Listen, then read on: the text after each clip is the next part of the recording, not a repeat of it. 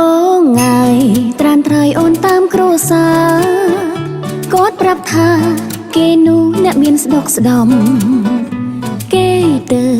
អាចមើលថែរក្សាមុំលាទាំងបងខំមុំលែងបានវិលវ័យ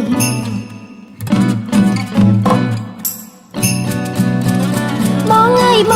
ងថ្ងៃនេះអូនចូលរោងការបាយផ្កាស្លាប្រគុំបាយខនចងដៃសុំទោសផងសុំបងកុំចាំអូនអីជ្រើសអ្នកថ្មីចុះណាបងណា